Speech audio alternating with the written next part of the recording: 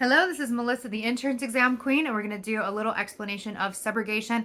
Please make sure to like this video, subscribe to the channel, drop a comment below about what state and what exam you are taking, whether it's property, casualty, or personal lines, and I will make sure to, well, actually, if you're doing life or health too, because subrogation could show up on any of them. So what state, what exam, I will give you a description of what's important in your state, and also tell you which of my class series will help you best. I have, at this point, 108 5-star reviews on Google for helping people be able to pass. And every single day inside of our Facebook group, which is all the action is happening, people are posting that they're passing left and right, left and right. So join the Facebook group. It's in the bio. If you go to my YouTube bio, there's a little tiny Facebook link and you could click that. And then again, if you just drop the state that you're in and the exam that you're taking, I will give you a description, and we will also include a link to my Facebook group where you can get the best support and excitement and seeing all the people who are passing their exams. So what is subrogation? Okay, so I'm going to give you the definition and then I'm going to explain it. So subrogation is the legal right. Subrogation is the legal right of the insurance company to go after the responsible third party when it pays for an accident. So here's an example of subrogation and personally how it happened in my own life. So I was leaving work one day and there was like 3 lanes of traffic and I was in the middle lane and there was a car in the far left lane. And it was a kid who had just gotten his license. He was super excited about driving. And he's driving down the road and he turns and he sees that his friends are standing at the Burger King and he wants to go see them and be like, "Ha, look at me, I got my license and I'm driving my car." And so and he, being a brand new teenager, I don't know, or wanting to be cool or something, he does a 90-degree turn across 3 lanes of traffic. So he didn't like slowly get over to get into the parking lot. He immediately 90-degree turn to try and get into the parking lot. Well, I'm coming down the middle lane.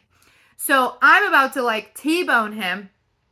He sees what's going on. He spins his wheel. I'm spinning my wheel. It's just crazy. We get into an accident. I jump over a curb. He hits the back of my car. It was wild. So anyway, it's obviously this kid's fault that we are in an accident. And I get his insurance information and I file a claim against his insurance company. Now, he had, like I said, he had just gotten his license. His parents had not yet added him to their insurance policy. So the insurance company tried to deny the claim. Now, that's not going to work. Vicarious liability says that parents are responsible for their children. And in fact, there's a little thing in auto insurance policies that say, we have to cover your kids, basically. That if the insured, as a parent, as an adult, you're responsible for your child. And even if you were to be like, I don't want to cover my kid, you can't do that. Your kids automatically have to be covered because you are responsible for them. Vicarious liability. So his insurance company, though, tried to deny the claim. They tried to stall their feet, drag their feet, whatever. And in the meantime, though, I needed to get my car taken care of. I needed to buy a new car, so I needed to get that car off my loan history so that I can go get a new car. And so I had to file a claim against my own insurance company. Now, this accident was not my fault. It should be him who was paying for my car, not me having to file a claim. But since his insurance company was dragging their feet and I needed to get this handled, I called my insurance company, USAA at the time, and I asked them to take care of it. So I did have to pay my collision deductible at that time. And then USAA totaled the car, paid it off, and it allowed me to then go get another car. Now, USAA then went after the kid. So they took the charge of going after the kid and they subrogated, which means they said, hey, your insured is the reason this accident happened. Your insured is the one who is at fault. You are the ones who are supposed to be paying. Give us the money that we paid Melissa because we shouldn't have had to do that. And then the company, of course, they paid because they had to. It's legally liable for the kid, even though their parents had added them, they're still legally liable. So they paid USAA all the money that USAA paid me, and I got my deductible refunded because, again, I should have never had to have paid it. So subrogation is the insurance company's legal right to go after the responsible third party. So they paid for me even though they weren't liable to me. Because I paid my collision deductible, I was able to use that coverage. Then they went after the responsible third party and got their money back. And then I got my deductible back. Now, that is the first definition of subrogation. The insurance company's legal right to go after the responsible third party. And you will often see this as a question that'll say, the insurance company paid for a not at fault driver, and then they went to the at fault driver's insurance, to get paid back. What is this called? Subrogation. Or they tend to use the phrase the insurer's legal rights to go after the responsible third party. Now, the other definition of subrogation is that the insured is not allowed to collect twice. So I got paid out by USAA. I got all the money that I needed. I didn't have crazy amounts of injuries. I didn't need large sums of money. My injuries were pretty minimal. I went to a chiropractor for a couple months. I got my car taken care of. I was paid off fully and completely. There was nothing else that I needed. And USAA paid all of that.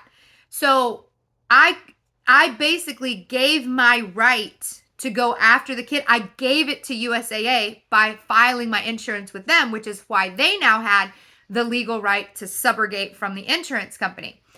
I couldn't also still file a claim with the kid's insurance and have them pay me too. So you can't collect twice. I couldn't also sue the kid and try to get even more money. You're not supposed to make money off of insurance.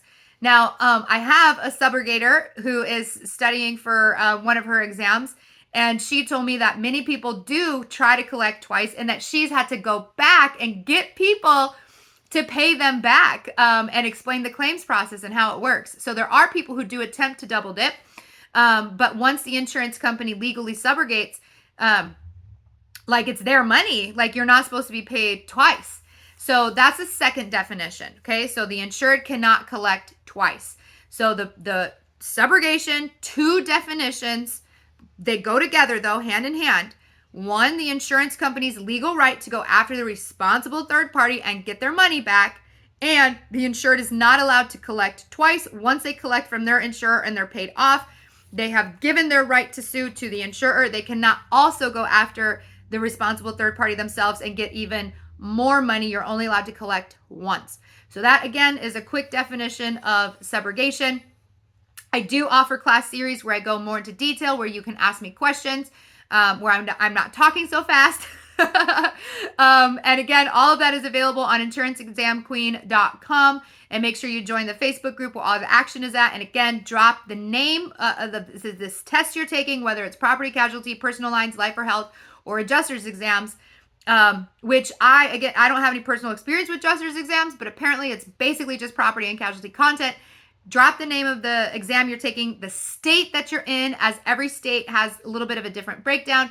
I will give you what is most important for you and your state to learn. Read the full description of what I drop, and then get my class series, as it will make everything make sense. And again, at this point, December 6th, 2022, 108 5-star reviews only on my Google page, Insurance Exam Queen on Google. And every day we are having people pass their exams in the Facebook group. So it's amazing. People are posting all the time about passing and how much my class series has helped them. And you can find the class series on insuranceexamqueen.com. I focus on teaching the most tested content, the stuff you're actually going to see, while you have this big old course of all the things that you're supposed to study. The test can only ask you so many questions, and I will focus on the things that you will actually see, that you are actually going to be tested on, and I explain it in very simple, easy to understand terms and definitions. I like to do little memory tricks where I put the information into your brain, and I like to do a lot of visuals, charts, and graphs, because that helps people really learn the material. I'm a true teacher of this content. I'm not simply an insurance agent who is reading a book to you. So my class series are great and amazing. InsuranceExamQueen.com. I'm sending you all the loves and all the vibes to pass your exams. You guys have a wonderful day.